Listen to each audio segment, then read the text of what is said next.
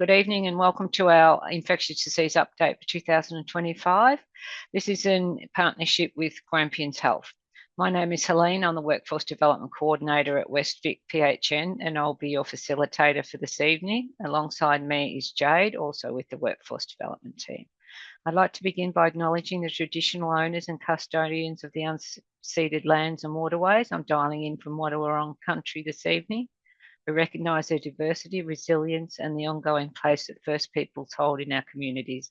We pay our respect to elders, both past and present, and commit to working together in the spirit of mutual understanding, respect, and reconciliation. We support self-determination for First Nations peoples and organisations. Little bit of housekeeping. You can view the majority of our webinar recordings freely on our PHN Learn YouTube channel, and that's in the chat there. You can click on that link for that. Please see our upcoming events on the screen now, and you can register for these via our website. Our main event for 2025, our Primary Care Conference in Ballarat, is attracting really good numbers at the moment. We're right up there near capacity, so there's a link in the chat where you can find the full program and you can register for if you'd like to be a part of that. Just a reminder about our Health Pathways, which is a free online resource with localised clinical and referral information for health practitioners. Now, a certificate of attendance will be emailed to all participants. Could you please just take a moment to check that your full name is displayed accurately on your screen? If not, or if you're unsure, just rename yourself or type your first and last name in the chat box. This will make sure that we get your certificate to you. The event is being recorded, so if you could keep yourself on mute throughout the presentation and put your questions in the chat box. And because of the large amount of people in the audience this evening, all the questions will be addressed at the conclusion of the presentation. Your feedback is important, so if you could take the time to complete the event survey after the webinar, the link is in the chat there. I'd like to now introduce our presenter for this evening, Dr. Raquel Cowan, Infectious Disease Physician, Grampians Health, Head, Infectious Disease Unit, Co-Clinical Director, Hospital Without Walls. Thank you, Raquel. You can now commence. That's great. Thanks very much, Helene. And thank you for everybody attending tonight. I'll just share my screen. All right. So it's a bit of a collection of themes, and one of the things that came out of this is that I've been heavily involved in sepsis for a long time in the region, and one of the infectious diseases physicians, as I said, and we'll talk about my new role, additional role in Hospital Without Walls as well. But I'd just like to also acknowledge, hang on, if I can get this to work. There we go.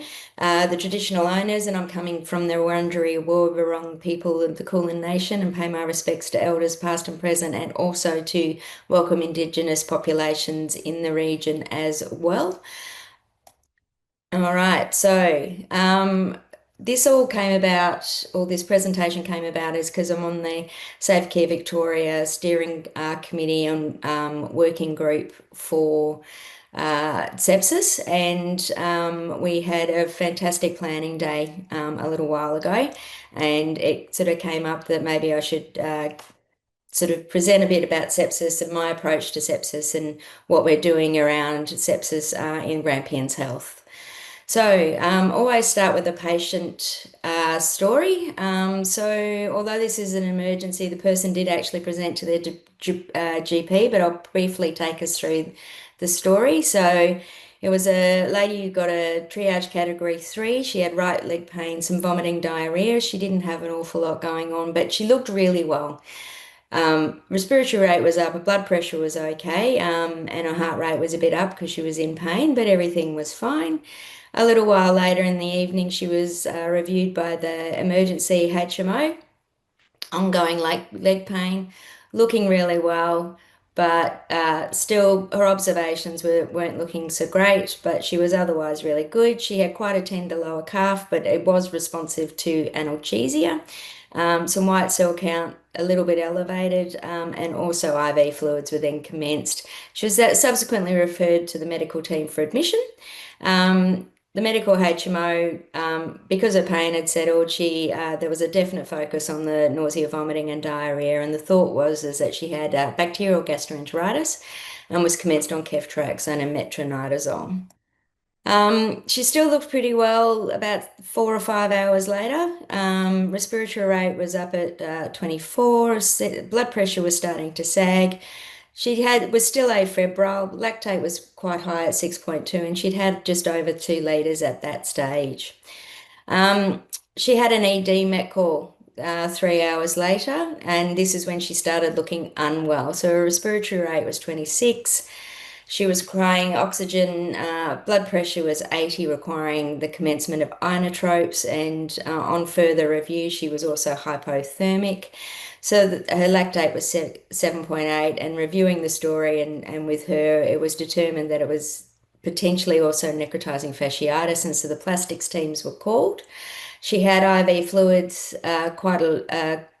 by that stage, she'd had 4.5 liters of IV fluid, and as I said, vasopressors were commenced, and she was started on empiric treatment for necrotizing fasciitis.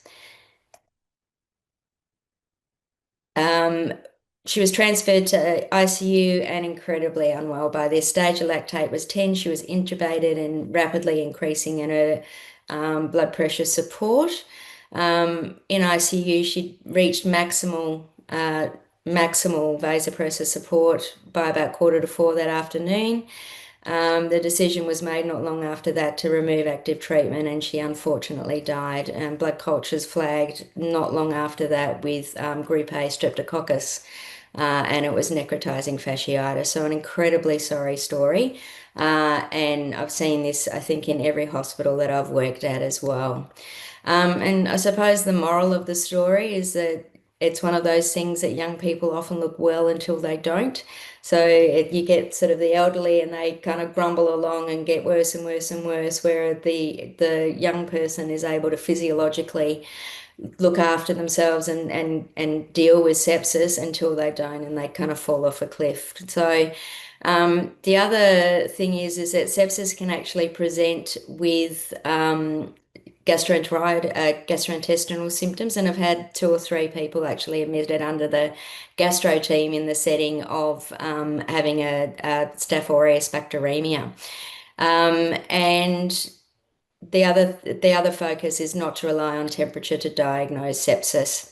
It's actually tachypnea and tachycardia, and I'll go into that a little bit later. So the question is, and this is something that's been a real focus about sepsis and sort of relaunching sepsis, and the real focus is the one question: could it be sepsis? And this is what we want to be implanting in people's minds consistently, in order to be able to go, right, let's actually think about it. And if it's not, it's not. But if it is, it would be great to know that it is. So we focus on sepsis. And so in Australia, it's really interesting. Over 55,000 people are actually diagnosed with sepsis, and we have over 8,000 deaths per year. So that's more than the road toll. It's more than breast cancer, prostate cancer, colon cancer all put together. 25% of the mortality associated with septic shock, which is incredibly high, and it's one of the leading causes of death in hospitalized patients. So, and the real interesting thing is there's been a lot of work around sort of recognition of sepsis in the community. And the thing is that there's not one thing that people can point their finger to say, I'm septic or anything like that. People kind of feel really fluey and think, oh yeah, that'll go, I'll be fine, I'll be fine, I'll be fine, and sort of ignore the signs and symptoms that they're actually seeing. And so because infection can happen anywhere, it's actually really, really difficult to diagnose. And even though we've sort of tried for many years to get sort of accurate diagnoses, it's an incredibly thing to still diagnose. So I thought it might be useful to start talking about some of the alarm bells for severe sepsis before I go into the pathway and stuff. And these are the things that I got taught growing up, and they're things that I certainly do pay attention to now and do in all of my teaching. I know that some of these things will be very familiar to you guys. It's a very experienced audience, but I think it's always worth reviewing, and often is good to, I kind of like going, yeah, I knew that. Yeah, no, I know that. That's good. So if patients present to hospital or present to or try and come and see you within a short period of time, we generally they're usually pretty sick. Most people don't like to present to healthcare, and they certainly don't like to be in hospital. A profound effect on the patient is something really important. So it's one of those things where we often see people where they've got up and they've fallen over, they couldn't get out of bed, they couldn't get out of the chair, they're stuck on the toilet. It's that sort of real profound effect on the patient that needs to be paid attention to. That pallor, mottled skin, or cold periphery is actually a marker of impending shock. And interestingly, that's actually a hallmark of meningococcal disease as well, though that mottled periphery and cold peripheries are actually pathognomonic almost for meningococcal disease. Severe muscle and joint pain, actually a really early symptom, and often people will say, oh my God, my thighs were killing me, or I've got this band of pain across my lower back and I'm in absolute agony. It's quite an interesting sign, and it's that sort of associated weakness that causes people to fall. Rigors, it's one of those things that ID physicians get really particular about in terms of sort of the diagnosis. Fever, chills, and rigors are a really nice set of words that go well together, but it really is that teeth chattering, earth moving, bed shaking, convulsions. They can't stop. If we gave them a cup of tea or a glass of water, they'd throw it all over the floor. And, I've been on the wards where I've had someone say, I went to the kitchen and got a glass of water and all I did was throw it all over the floor. And I'm like, where are my medical students? This is a rigor. It really is a bacteremia until proven otherwise. Altered conscious state and behavioural change, and it can be a focus of infection, but certainly that encephalopathy and that confusion and delirium that can be associated with it is really important to take notice of, and especially in those people that are young, if they start sort of having that kind of word soup and just not making any sense, we need to be starting to think what's going on.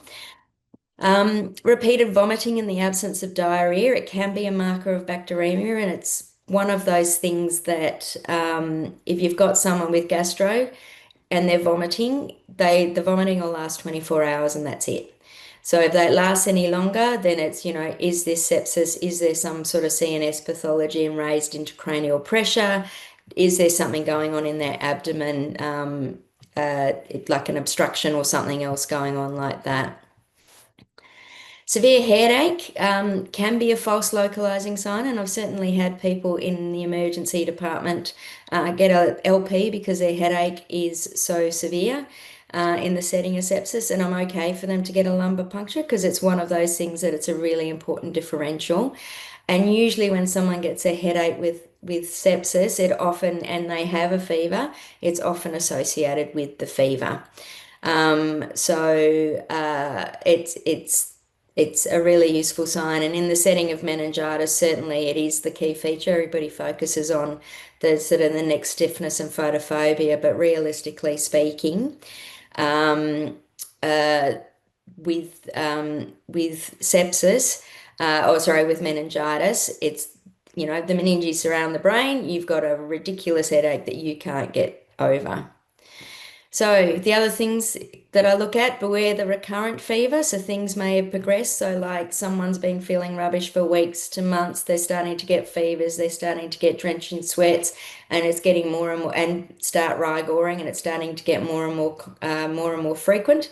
I always do worry about something like subacute bacterial endocarditis in that kind of setting. So it's that sort of infectious diseases and sepsis especially, but ID is very much about that chronological progression of what did you start with, what happened next, what happened next, what happened next.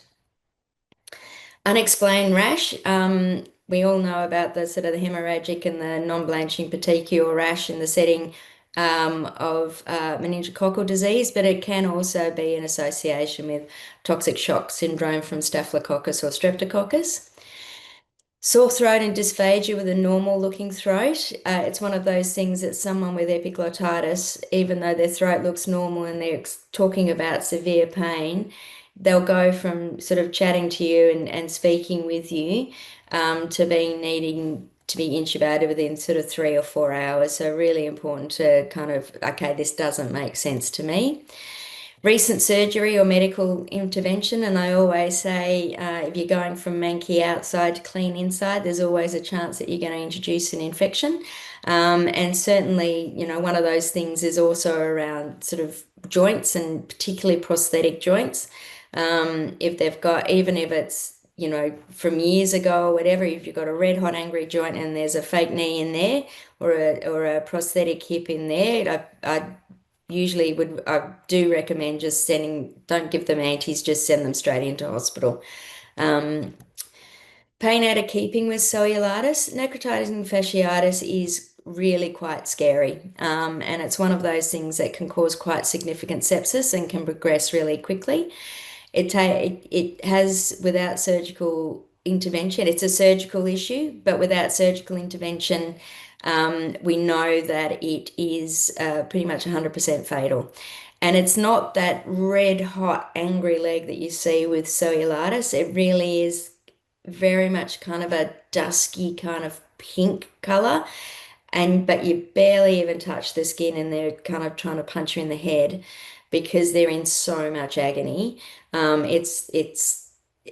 they start to become really clinically unwell and quite septic really quite quickly. And that's certainly something that is a warning bell for me to get people into hospital. Generally speaking, if it's anything around the abdomen, it's more likely that it's going to be polymicrobial, and in the peripheries, more likely to be group A strep.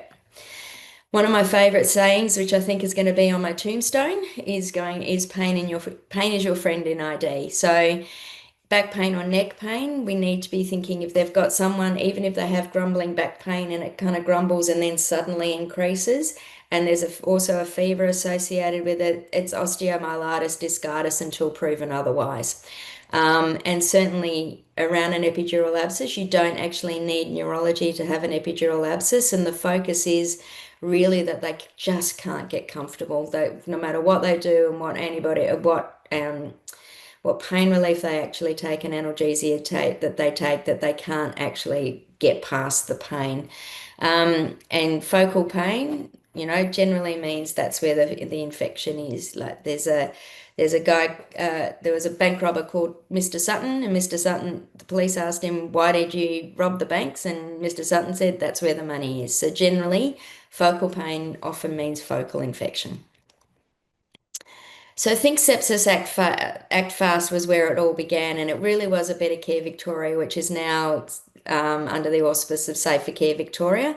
And it was a scaling sepsis collaboration, and it was an incredible program, and it initially got prompted by Peter Mac, so Kaz Thursky and Ben Tay at Peter Mac, where they were finding that their patients were deteriorating before anybody actually registered that they were sick.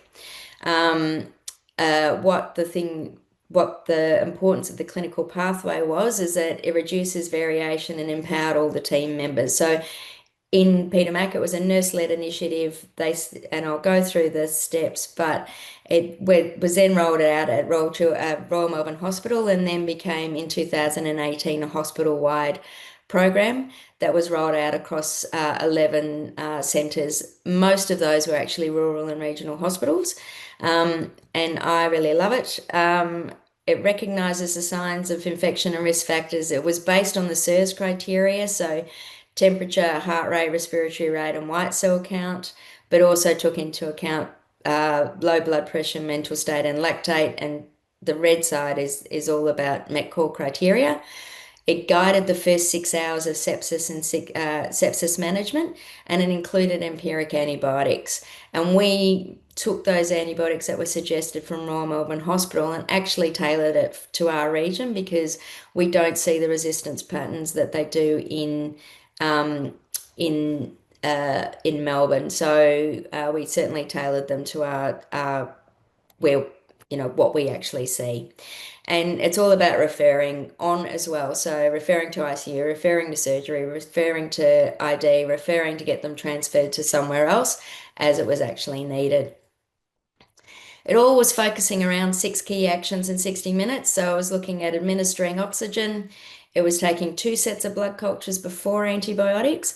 And the thing with having 2 sets is that it increases your yield in terms of isolating the organism. Measuring the serum lactate, so anything greater than 2 millimoles per litre was significant, and repeated again after 2 hours if there was an elevation in the lactate. We'd know that about 15% of people, if they have a lactate that's elevated and we get their blood pressure right, they're still going to have 2 hours later an issue with their lactate, which makes us think that we're not actually on top of our problem with our sepsis. Rapid fluid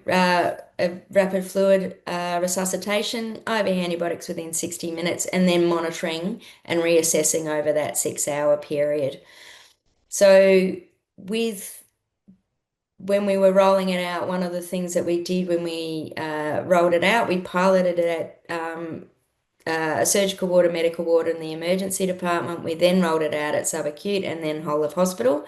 But one of the things that we really emphasised was that it did not take the place of clinical acumen. It did not take the place of a MET call. And if they ended up on the sepsis pathway, then that's fine, because we know that the SIRS criteria isn't necessarily that accurate for the diagnosis of sepsis. And there can be people that are missed, but at the time, it was certainly the best that we had. And in 5 months of implementation across those 11 centres, it saved 52 lives. The number needed to treat was 21 to save 1 life, which is pretty amazing as far as an intervention is concerned. 47% overall reduction in mortality. It reduced the need for 96 ICU admissions. Total length of bed stay total length of stay for sepsis was reduced, and it saved lots of money. And in Ballarat, when we ran it, we had 510 people enrolled on the program, of which most of those people came through ED and in ED. We had a significant reduction in mortality from 16 to 2%, 41 to 17% reduction in ICU admissions and reduced length of stay, and also saved a significant proportion of money and almost 2,400 bed days, and that was all independently assessed. So incredibly useful intervention and amazing program. And I'm really so pleased to be involved and just feel incredibly privileged to be involved with the rollout of the Safer Care Victorian adult sepsis pathway for both urgent care and ED. And I believe there's at least, I think, 52, maybe 53, maybe even a couple more urgent care and ED centres being involved in the rollout of this adult sepsis pathway again, which is incredible. And the importance of this can't be underestimated. It is quite phenomenal, just in terms of patient outcomes and keeping our patients safe at home. With that, it's the first part is, and it's very much mirrored on what was previously done, is the features of could it be sepsis. So does your patient have known or suspected infection? And this is stuff that I think can also be translated through to general practice as well. Do they have history of fevers or rigors, neutropenia, medical devices? What signs and symptoms are they showing? Respiratory, abdominal, CNS, genitourinary, and are they also at high risk? So are they older? Are they frail?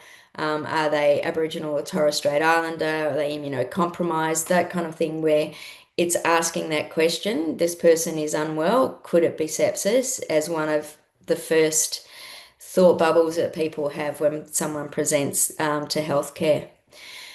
It's all about, again, recognising the unwell patient, and it's really about, if we've got someone who's got a low systolic blood pressure, so less than 90, an altered mental state, then it's really about thinking, okay, that's where we start getting into MET calls when we're in hospitals, but also looking at the right-hand side, the orange boxes, which is focusing on those SIRS criteria as well. So when I say SIRS, that's a systemic inflammatory response syndrome. And what it is that it can be, as you can see, caused by so many other things as well. So myocardial infarctions, bleeds, pulmonary embolism, toxic reaction and stuff like that. So it's about sort of having that index of suspicion. Could it be sepsis, and do they actually fall into that criteria as well? And one of the things is actually also looking at people's goals of care and advanced care planning as well. And then again, the same 6 key actions in 60 minutes.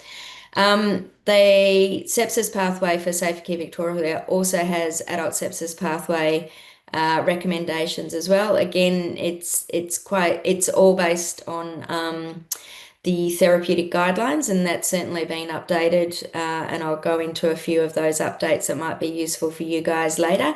But one of the things that I need to point out is that it doesn't, if you've got any concerns, then call ID and or phone for help. Empiric antibiotics, really need to make sure that we check the micro as well, because there's a very high use of gentamicin in these recommendations, which is, I tend to reserve gentamicin for those people that are pretty much incredibly septic and almost ending up in ICU. So it's one of those, and ceftriaxone is not an unreasonable alternative to gentamicin. And so again, we've readapted those to the our recommendations for antibiotics to our region as well.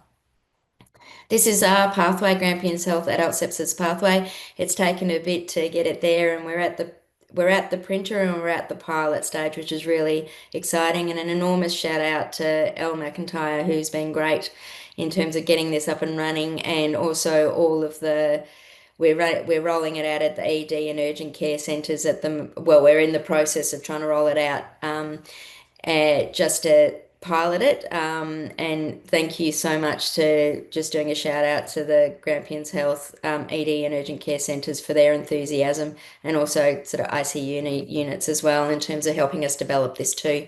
And also we've got a couple of fantastic consumers as well, so we're a bit excited to get this up and running soon, or about to launch it in the next week or two.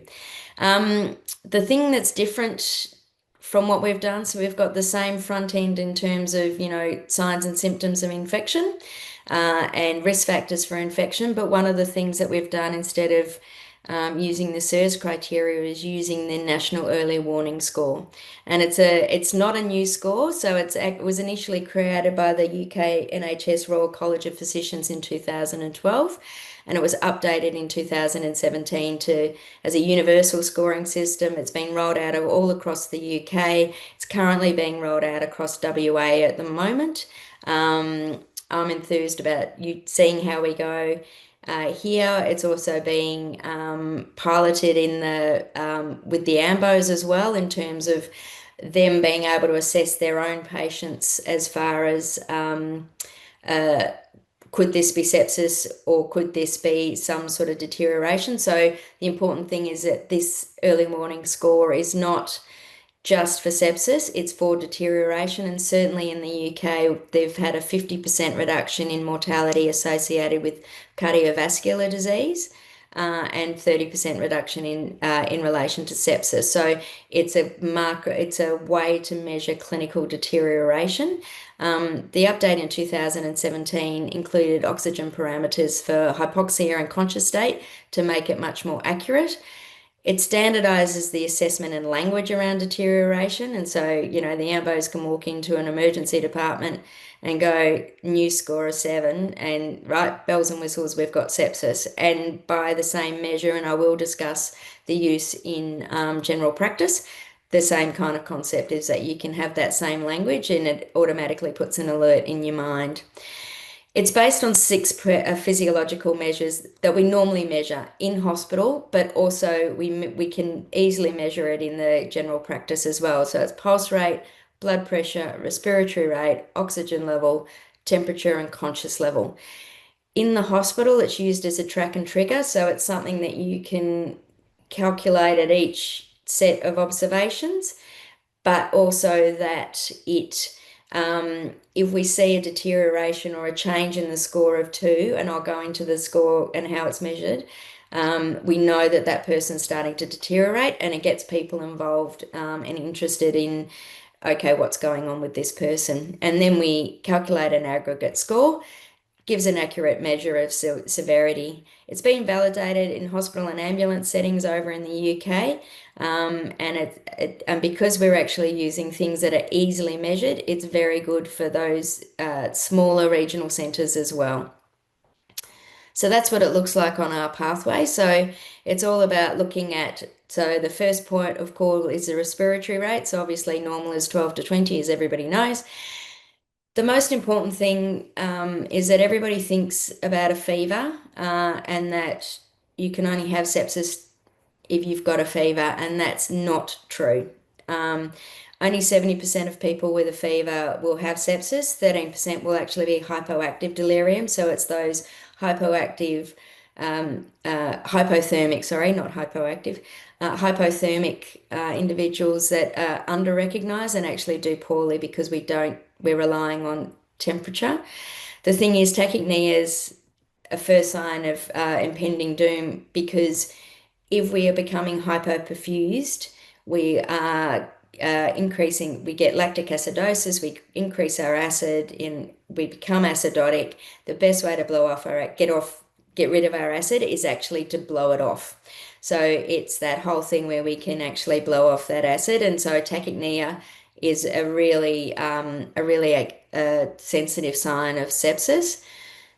The oxygen sats are based on those with normal respiratory function, but we also have, this is what they added in at 2017, is that if they've got chronic respiratory failure or COPD, we know that we want the oxygen sats, and we're happy to tolerate 88 to 92%. And so the levels are actually changed. And as you can see, which I didn't explain very well in the beginning, is that you've got a score that's associated, and each parameter gets a score depending, and obviously red is bad, that can be tallied up down here. Oxygen supplementation if it's required. So if it's someone who doesn't normally has oxygen and they need oxygen, then they score 2 points. If they're usually on, say, 2 litres per minute with COPD and they're on home oxygen, if they go up to 4 or 5 or 6, then we know that they also need an extra 2 points as well. Systolic blood pressure. So it seems really weird that we have the range of 111 to 219, but most people aren't hypotensive if they are septic. If they're hypertensive, it's, think about pain, think about agitation. They haven't taken their usual meds. And one of the other things that's really important is to kind of think about what's normal for that person as well. So if they have an ejection fraction of 10, 15%, they're not going to mount a blood pressure over 100 anyway. So just keeping that in mind when we're calculating this too.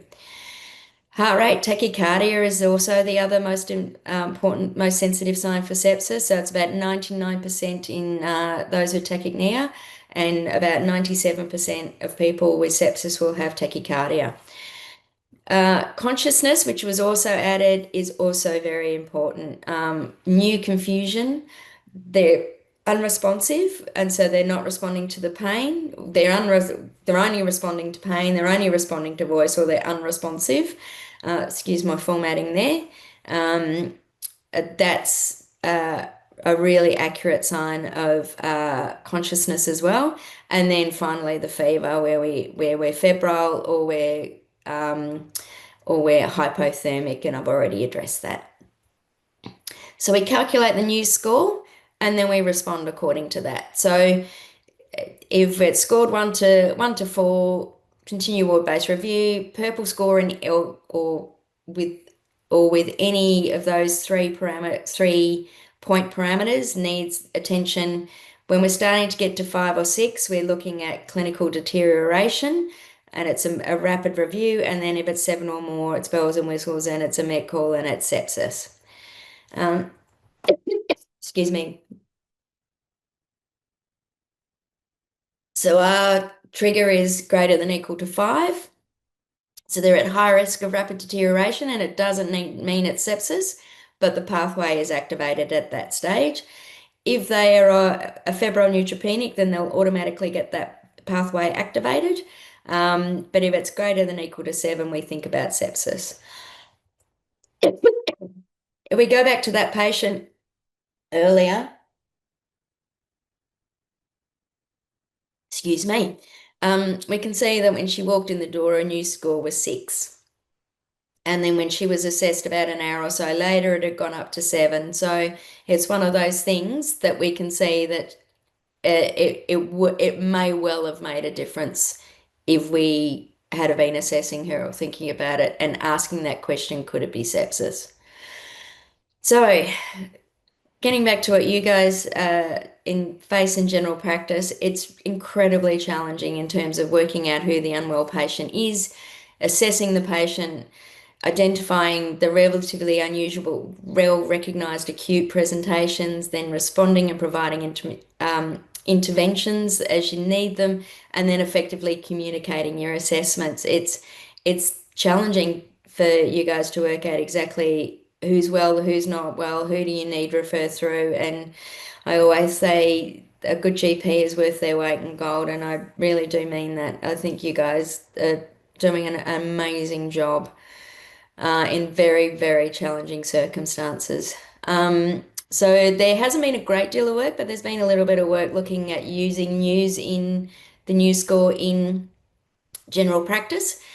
As I said, it's tracker trigger, but it is supported by the Royal uh, College of General Practitioners in the United Kingdom. It's recommended as an adjunct to patient assessment and help convey concern, but it doesn't take the place of clinical judgment. So much like the pathway, when we're using it on the pathway and we're thinking about sepsis, it doesn't take the role of clinical acumen and the need for a MET call, and it certainly doesn't override any other existing pathways that you may have in place as well. But the advantage really is about having a common language to communicate your concern and sort of get that over the line. And that's one of the beautiful things that I really like about the sepsis pathway is it really is a nurse-initiated or tool. And I certainly, when I'm teaching the junior medical staff about it, it's like you have a gut feel, you know that something is wrong. Could it be sepsis? And you go through the process and work through the pathway, yes or no, and just think about it. And it validates what people are saying. And for the nursing staff, it's incredibly good because it validates for them to go up to the medical staff and the poor overworked intern who hasn't, eaten or peed for 10 hours into their 14-hour shift. You need to see this person now. So it does help to have a improve communication and improve language around sort of sepsis and how we recognize sepsis. So when they've looked at it quite extensively, there was a systematic review of 17 studies in well over 150,000 patients of the News 2 value. So the News 2 is the one with the criteria with the conscious state and the oxygen levels. What was really interesting is that they found that the patients were conveyed to hospital for ambulance to medical review really quickly, but we saw that there was an associated increased length of stay, ICU admission, sepsis diagnosis, or mortality. And you kind of go, that's poor in clinical outcomes. I'm not quite sure that worked. But the whole point is that you're recognizing someone who's sick. So the fact that you actually have those poorer clinical outcomes is because you've actually recognized them, moved them through to the hospital when they needed to be seen in the hospital.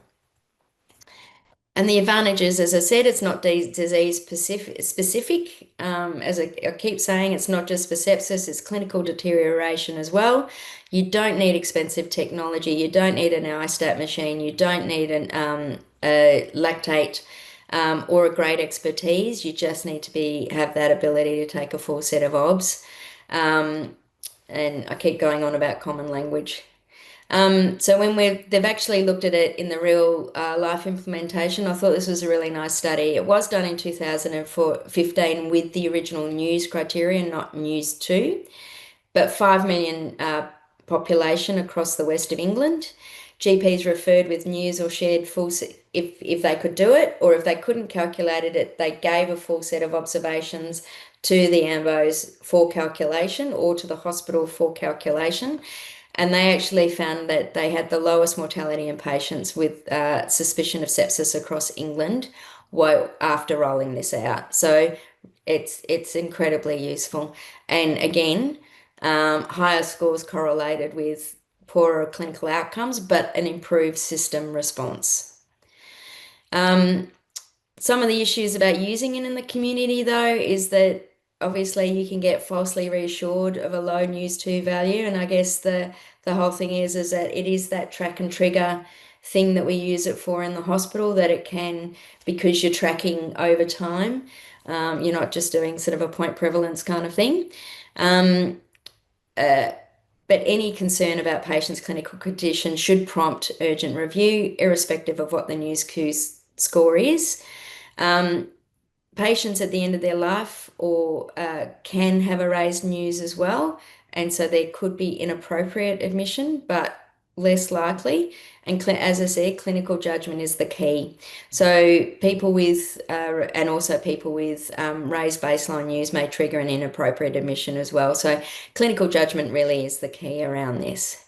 Is there any questions at the moment before I move on to measles? There is one comment. How do you pick the rare spinal infection out of hundreds of LBP presentations, particular if imaging is vigorously discouraged by every medical body? Yeah. It's about, so a lot of people have that lower back pain and that kind of grumbling back pain that's sort of there, and it's all about sort of setting expectations in terms of you've got osteoarthritis in your back, you've got a slip disc or whatever.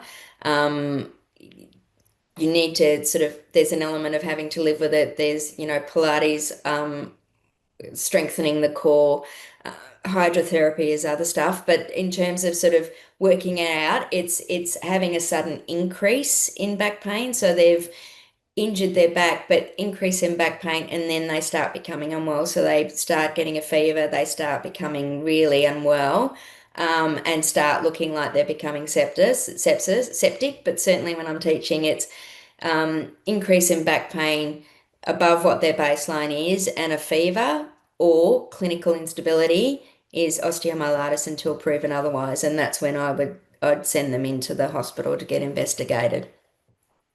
Thank you. I don't have any other. There was a question, how do we in general practice obtain copies once released? And then there was another comment under that, I just printed copies off the webinar. Website. So is there any other comment you want to make about that? Oh, we're just in the process of being at the printer, but when we finalise the R sepsis pathway, I'd be happy to share it. Excellent. Thank you. I'll let you get on with the presentation. Cool. Thank you. So measles. So in the last 12 months, so the darker scores are, or the darker colours across the world are where most of the measles cases are. It's quite sad in that measles had been eradicated in a number of regions and a number of areas, and it's really coming back in full force. And although it's not such a, we kind of think that it's not such a big issue in Australia, and it really isn't. But we are getting cases now in Australia. We're getting cases in Victoria, and what we are seeing as well is cases of local transmission. So this is why I'm sort of bringing it up now, to kind of highlight that we need to start thinking about measles if we see it. And certainly the number of cases in the last 6 months, if you're looking at the dark blue, has significantly increased in the last 6 months, and cases are quite significant. And we're seeing an enormous increase in the number of cases. And I think year to date in the States, there's about 1,400 cases as well, especially in Texas. So it's certainly something we need to be thinking about in our return travellers as well. In Victoria, so we can see sort of events by year, and this goes, it's probably not transmitting very well, but the first column is actually 1991, before we started getting sort of better at vaccinations. And you can see over sort of 2024, we sort of got to the stage where we thought we'd pretty much eradicated it, and the cases that we were seeing were predominantly return travellers or people coming into the country with it. We're starting to get more cases this year and predominantly in the city, but we have seen a couple of cases in the region relatively recently too. So measles is a really highly infectious virus, belongs to the morbillivirus genus. Humans are the only natural host. It's estimated about 100,000, over 100,000 global deaths per year, and fifth highest cause of illness and death in children worldwide. So it's not an insignificant disease. As I said, because of our high vaccination rates, it's really it's that sort of herd immunity that we talk about, where we're aiming for over 95% of the population to be vaccinated, or children as well, to be vaccinated to maintain that herd immunity. And I think one of the sad things about COVID is that vaccine, it's not just hesitancy, it's I was going to say energy is probably not the right word, but just that sort of I'm over being vaccinated. So influenza is going bananas at the moment, and I think a lot of that is also to the fact that people are just sick of the whole concept of vaccines. And it's highly preventable, so 99% effective in 2 doses. It's a public health issue, as I said, because it's highly contagious. So when we talk about R naught numbers, it's the number of people that you can infect without realizing that you've got the disease, or aware that you've got the disease, and make alterations to your behavior. So you'll infect, so HIV is 2, flu I think is 2, COVID at the beginning with the Delta virus was 2 to 2.5. When we talk Omicron, it's about 9. But measles is highly contagious. It's airborne transmission. 9 out of 10 people who are unvaccinated will get sick.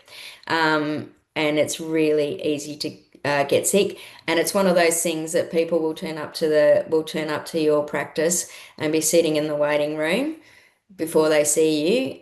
And it's always a call to the health department at 4:30 on a Friday afternoon, where we need to do that sort of contact tracing associated with management of measles.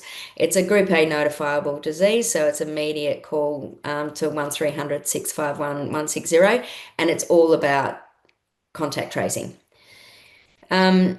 Complications of measles is when we're looking at 40, actually occur in a really high proportion of cases. So 30 to 40% of people, about 1/12 will get diarrhea, about 8% will get otitis media. Pneumonia is really high, and a lot of it is because a lot of research has come out recently that measles virus actually suppresses the immune system by T cell depletion, and therefore making people more prone to secondary infections, and also having an effect on memory T cells around vaccine efficacy as well. So really serious consequences if our immune systems forget that we are actually immune to a disease because we've been vaccinated. Seizures, about 7 in 1,000. Death is 2 in 1,000. So 1 in 500 people will actually die of measles. And it's the acute post-infectious encephalomyelitis that we see in 1 in 1,000, but it's also the 5 to 7 years later, the subacute sclerosing panencephalitis, which is 100% fatal in not insignificant proportion of people. So who's at risk? So obviously return travellers, those that are unvaccinated. We think that with the unvaccinated, anyone that was born before 1966 is probably not is probably been exposed and isn't at risk of infection again. Single vaccine, especially those between 66 and 84, you've got a tempered immunity, and that immunity does wane over time. Close household contacts, especially of unvaccinated, pregnant young children, immunosuppressed, and high-dose chemo and biologics included. What we can see is the classic morbilliform rash. The incubation period's about 10 days. There's a prodrome that happens before the rash, so fever, malaise, anorexia, as you get with any other viral infection. Conjunctivitis, coryza, and cough are quite common, like pretty much this is what happens in measles, but it's the Koplik spots as well, which are those that you can see on the bottom left. That's probably in the second photo here. That's is more accurate with the positive arrow sign. I love a positive arrow sign. They're pathognomonic for measles. So those white spots on the buccal mucosa. And the thing is that the maculopapular rash exanthem actually starts on day 5. So the thing is that you need the fever as far as a health department classification as measles. The problem is that you can get altered measles, and I'll talk about that in a second. But it's the rash starts on the face and goes down and out, and that's very, very typical of measles. The thing being is that the person is infectious 5 days before they realize that they've got measles and 4 days after. And combined with that really high R0 number, this is why everybody loses their mind when they see measles or think about measles, and why it's such a public health issue, along with that complication rate in terms of people getting sick. You can get modified and attenuated individuals, so they've had wild type or vaccinated. It does wane over time. It's a milder reaction, but also kind of doesn't always do that sort of down and out as well. And mainly in the US, you see atypical, and it's related measles, and that's more related to their vaccine. So what to do? Isolate, isolate, isolate. As far as you managing the person, N95 masks and goggles is highly recommended. Gloves and gowns we would wear in the hospital. Yeah, giving them an N95 mask is a very good idea, but protecting yourself as well. Checking the vaccination history on the Australian Immunisation Registry is important. Contacting the Department of Health. When we're looking at pathology and what to test for, it's nasopharyngeal PCR on nose and throat. Children, the nasopharyngeal aspirate PCR or first catch urine, because the virus is shed through the urine as well. Measles serology can be helpful, and is particularly helpful in those that you're worried about, have they been exposed before? And the thing being is that having someone that's IgG positive means that they won't get measles, theoretically. So it's really useful, and that's why but if you're in doubt, and we're talking about post-vaccination and covering post-exposure measures, just vaccinate them. You don't need to check the IgG, just vaccinate them. So clinical management is all very supportive. Admission if they're really unwell, or antibiotics for secondary pneumonia. As I said, give the MMR vaccine within 72 hours. Immunoglobulin within 6 days for those that are young infants, pregnant women, or immunocompromised. And if the person presents outside of that exposure period, then it's really about isolating that sort of 7 to 18 days, self-isolating during that potential infectious period, so they don't actually pass that on. All right. I'm going to go on to what's new in the therapeutic guidelines after a sip of water. So it's currently in 3 stages of update at the moment. So the first iteration of the first part of update came out in March 2025. The next one, I think, which is also looking at things like surgical prophylaxis and a few other stuff, is coming out late 2025 and 2026. Over 100 multidisciplinary clinicians are actually involved in the updates of the therapeutic guidelines, and I think it's been 6 years since the last update. They have been doing periodic updates online over that period of time, but an overwhelming overhaul. So it's infectious diseases specialists, pharmacists, general practitioners, immunologists, a whole range of people that had actually involved in the development of these protocols or these recommendations.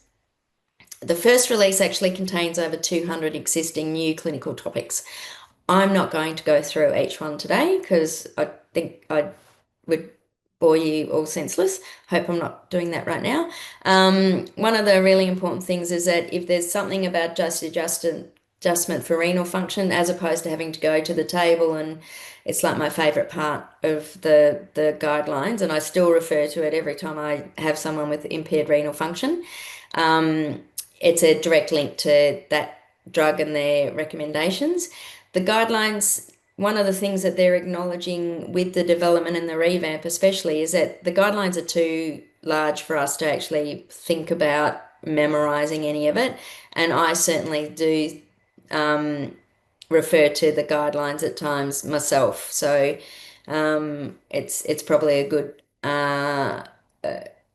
hopefully everybody, I'm assuming everybody has access to it. They've got a great primary care therapeutic guidelines summary table. That's the link there. But if you just Google primary care therapeutic guidelines 2025, it actually takes you straight to the website where you can download that. You don't actually need to be logged onto therapeutic guidelines or be linked with therapeutic guidelines for that. I thought I'd start with community acquired MRSA. So everybody thinks of golden staph and methicillin resistant Staph aureus, and the resistance is actually around cassettes, which hold the resistance genes. And there's actually two types. So we have the hospital acquired MRSA, which everybody refers to as golden staph. It's what we would say the fully resistant Staph aureus. So it's resistant to penicillin, methicillin, or flucloxacillin, all the cephalosporins, any of the beta-lactams really, and all of the other drugs as well that would normally be used for staph. And when you're seeing it listed on the system, it's vancomycin, rifampicin, and fusidic acid is usually what you see. And then you've also got the community-acquired MRSA. So it's a different set of resistance genes that are there. And often they're still sensitive to the clindamycin, cotrimoxazole or Bactrim or risperidone fort, and doxycycline as well. These infections are really interesting. So there's a lot of virulence genes and a lot of which I'm not going to talk about tonight, but suffice to say, it likes to form buckets of pus, so it can often be used with lots of pus, boils, furuncles, abscesses. It just loves to do that. And it used to be that most people would use clindamycin, and so I've actually underlined a lot of the new parts of the therapeutic guidelines just to highlight them. But Bactrim's now the preferred over clindamycin for use in these for the community-acquired MRSAs. And a lot of it's really good because it's got much better palatability for children as well, because apparently clindamycin tastes terrible. Use of antibiotics in COPD exacerbations. Certainly, there's a really large section on management of respiratory illnesses as well. So, just going sort of back to COPD exacerbations, it can be viral, bacterial, and non-infectious. And I think it's the non-infectious component that I think the therapeutic guidelines are focusing on this time. It's complicated because there's lots of colonization. There's often an element of chronic productive cough. There's often an element of bronchiectasis a bit in there as well. And just because they're colonized doesn't mean it's actually causing the infection. But as far as criteria for exacerbation, it's the three key things. It's increased cough and severity, increased sputum production, a change in colour, and increased dyspnea. And the thing that is being highlighted in the therapeutic guidelines is that if you have only one of those symptoms, that we should be leaning away not to use antibiotics because they don't improve outcomes, and we should consider it a non-infective cause of COPD exacerbations. Before I forget, the therapeutic guidelines also have some amazing patient information leaflets as well, which are really good at showing if you give antibiotics, 83% of people will get better, and if you give antibiotics, 87% of people, if you don't give antibiotics, 87% if they do have antibiotics, 83% or 85% if they do get better. So it's really good for educating the patients around not needing antibiotics. If we are worried about the non-infectious cause, obviously, then we go on to the short, sharp burst of corticosteroids. But if it's usually when they've got two or three of these clinical signs that it does hasten recovery, and that's when we should start thinking about the antibiotics. The recommendations around 500 TDS of amoxicillin or 1 gram BD if there's concerns around compliance. I'm not adverse to using Augmentin either in this or doxycycline.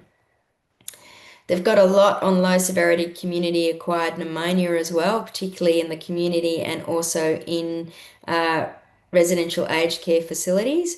And if we're looking at community acquired pneumonia, that's when we start getting into higher doses of amoxicillin, so 1 gram TDS. And it's all about sort of getting over the minimum inhibitory concentration for the Haemophilus and the Streptococcus pneumoniae, which are the main causes of community-acquired pneumonia. The thing that I thought was really interesting in all of this is actually the focus on referring to the patient preferences and whether they've got an advanced care plan and what the patient really wants. So does the patient actually want to get treated? Moving on to extended spectrum beta-lactamases or ESBLs, and I'm sure you've probably all come across a urine with an ESBL in it as well, and I just thought I'd take the time to talk about this a little bit. It's definitely a worsening problem in the community, and it's likely because there's been a lot of use in the community, not even just in the community, in the hospitals as well, around antibiotics. If we look at this, on the right-hand side, this is the beta-lactam ring that is common to all beta-lactams. So the penicillins, the amoxicillins, the flucloxacillins, the cephalosporins, so the Keflex, the ceftriaxone, the anything Kef. They all share that beta-lactam ring. And what the bug does is it produces a beta-lactamase that breaks that beta-lactam ring. And we know that some organisms already do it, so that's why we have Augmentin with the clavulanic acid. And when we're using tazobactam, piperacillin tazobactam is also a beta-lactamase inhibitor. But the thing with the extended spectrum beta-lactamases is that it wipes out all of the cephalosporins as well. So it's associated with higher mortality and a longer length of stay. So we start getting into a more broad spectrum. It's exclusively in the gram-negative organisms, so Klebsiellas and E. coli's. One of the things that I need to point out is that the testing in the lab will often suggest that the ESBL is sensitive to Augmentin. What you see in vitro in the lab doesn't necessarily bear out to what's happening in the patient. So if they have a simple urinary tract infection, you could trial Augmentin. It may or may not work, but if you've got any concerns with more serious infection, I wouldn't use Augmentin. So I've seen people who have been started on Augmentin for sort of pyelonephritis, like initially started on appropriate treatment, like sort of meropenem and stuff, and then transitioned to Augmentin because it said it was sensitive, and then they've come back in later, readmitted to hospital with sepsis because the Augmentin really doesn't cut it. And Australia was really heavily involved in a clinical trial looking at meropenem and tazocin is associated with worse clinical outcomes. And so we start getting into carbapenems and looking at ciprofloxacin and cotrimoxazole and stuff as far as oral treatments, and ertapenem once daily for HIF. So much more complex treatment. I think the sort of the key things is that making sure that the patient is actually symptomatic and the urine is consistent with the infection. So not just looking at the bug there, but looking at, and I know I'm telling you how to suck a lemon, and I'm sorry if I'm doing that, but really focusing, they have a high white cell count. Whether they've got blood cells or not, it doesn't really matter, but it's and not a high epithelial rate as well. If they've got a high number of epithelial cells, it means that it's an unclean catch or an unclean sample or contaminated sample, and I wouldn't necessarily place any faith in that. But the other point that I want to talk about is that there is an old-fashioned drug that has been reinvigorated called fosfomycin, and I'm sure you've all heard about it. Initially, when it was put on the PBS, it was sort of open slather. It's one sachet for a urinary tract infection. I think, every 3 days for males, uh, for a week. The thing with fosfomycin is that it often the patient will have ciprofloxacin and Bactrim resistance. And so fosfomycin is kind of the go-to drug. So try not to use it when you've got other oral options. Reserve your fosfomycin for the ESBLs because it really is often the only oral option that we have. Recommendations for urinary tract infections. So this is one of the biggest changes as well, is that nitrofurantoin is now recommended as first line, which kind of throws everybody out. And there's been a lot of concerns around using nitrofurantoin because everybody is concerned about renal function and stuff like that. The thing is that with nitrofurantoin, short, sharp treatments are actually okay and doesn't interfere with is usually okay tolerated, maybe not better tolerated, reasonably tolerated. But also that a short, sharp treatment with nitrofurantoin for acute cystitis is fine. And the reason why that change has come about is that they've seen across Australia that there's a higher resistance rate to amoxicillin and trimethoprim now. So that's why we've gone to nitrofurantoin. Acute pyelonephritis are actually expanding the patient groups for oral antibiotics rather than the need for IV antibiotics, and that includes initial use for non-pregnant people or non-pregnant women, really, excuse me, without sepsis or septic shock. And IV amoxicillin and AMP is no longer recommended as part of combination therapy. When we're talking about community-acquired infectious diarrhea, don't give empiric antibiotic to patients, especially with children, particularly children with bloody diarrhea, usually self-limiting illness, but we do consider it for those that are severe, are clinically unwell.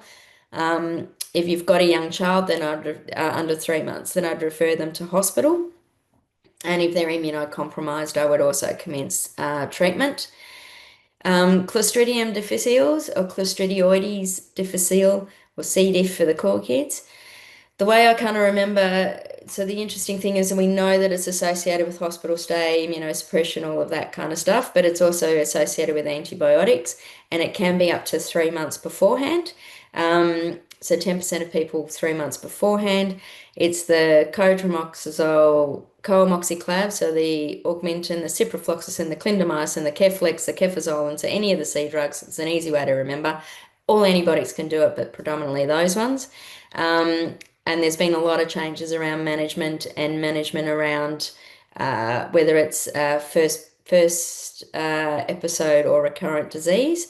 And oral vancomycin is now recommended instead of metronidazole.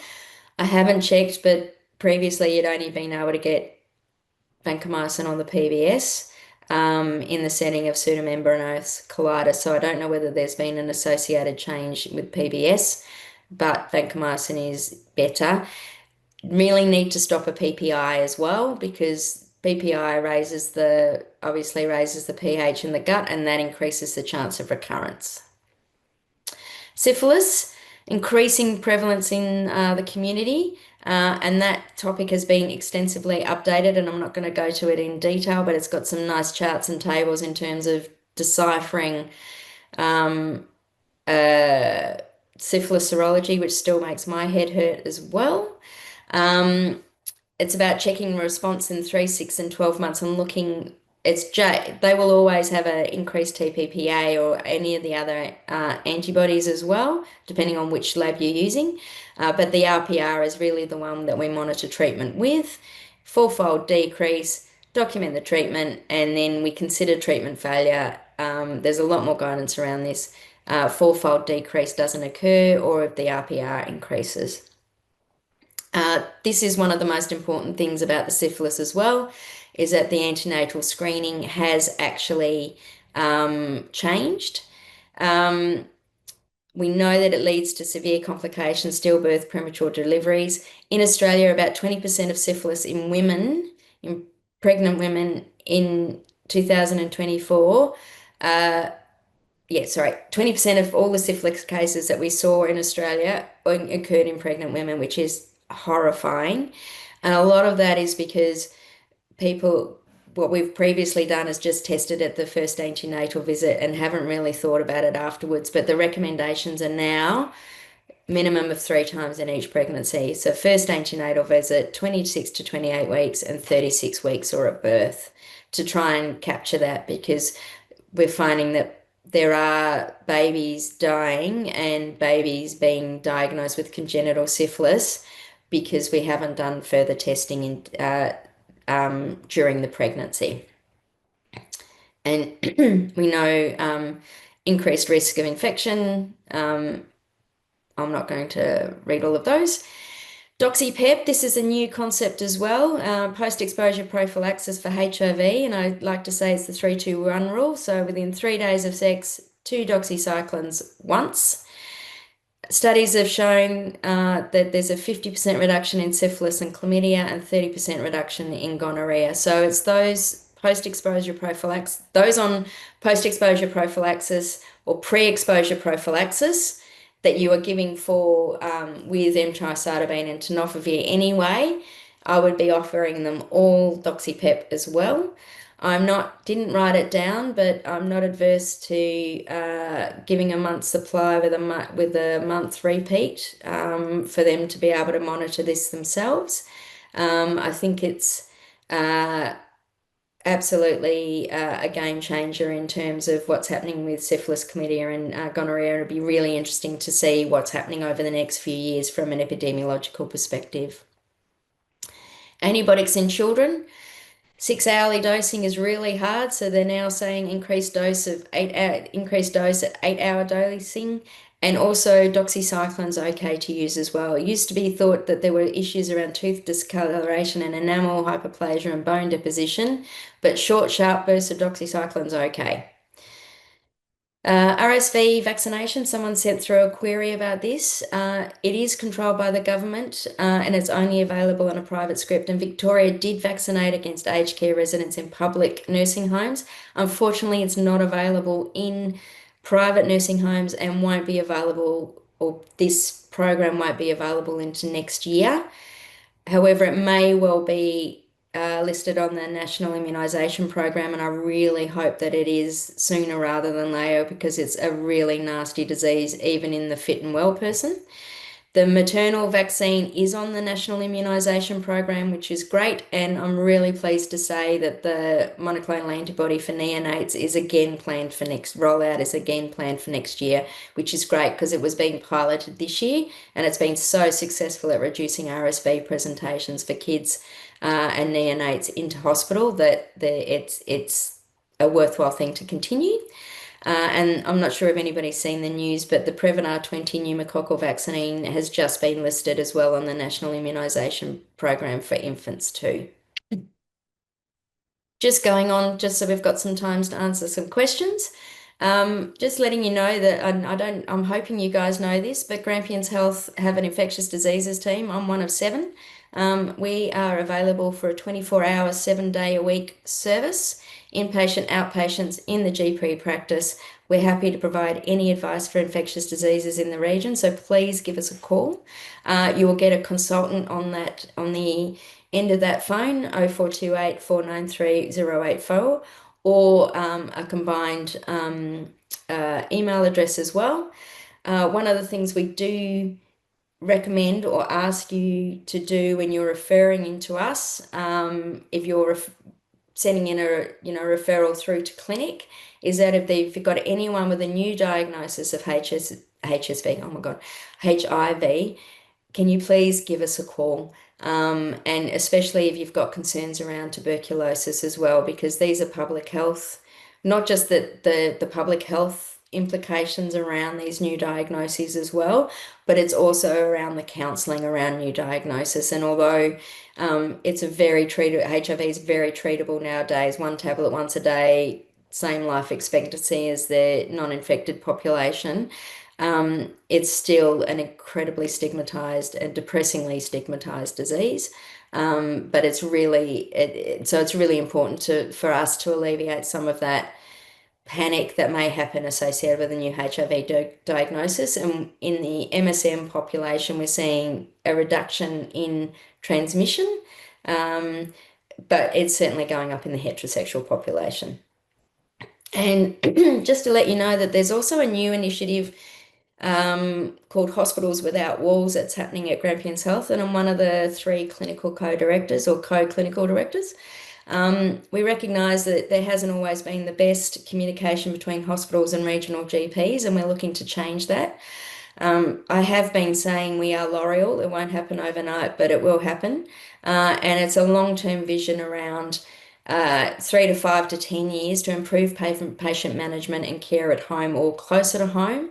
We're looking to link in with the GPs and you guys in the region in terms of sort of having smooth transition of patients out, like a warm handover, so you actually get contacted, that we have a rapid access discharge clinic, that we're having that sort of way that we can get patients into the community, and you also then have a secondary way to get back us a process around getting back into hospital a lot easier as well. So we're going to be looking, we're currently getting our own house in order at the moment, in terms of working on streamlining the processes and what we're doing in the hospitals in Grampians Health at the moment. But we certainly will be looking into the future around that. So, and that's our email there. And so I'm just opening the floor to questions. Lisa Oro's in the background, who's the Safer Together program coordinator for the local healthcare network, and she's in the background too. But I'd just like to thank you for listening, and open the floor for questions. I don't have any questions in the chat box, but if anybody would like to take themselves off mute and ask a question or pop a question in the chat box, we do have time for that. Well, okay. I'm giving people 11 minutes back in their night.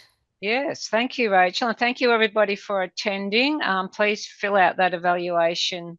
Oh, hello, here's a question. Is there any grants available to assist with vaccination in private nursing homes? I don't know whether there is any grants available. I think what I would do is direct questions at the Grampians Public Health Unit, because they're very much involved in the vaccination in the residential aged care facilities. So they're probably the best people to talk to about that.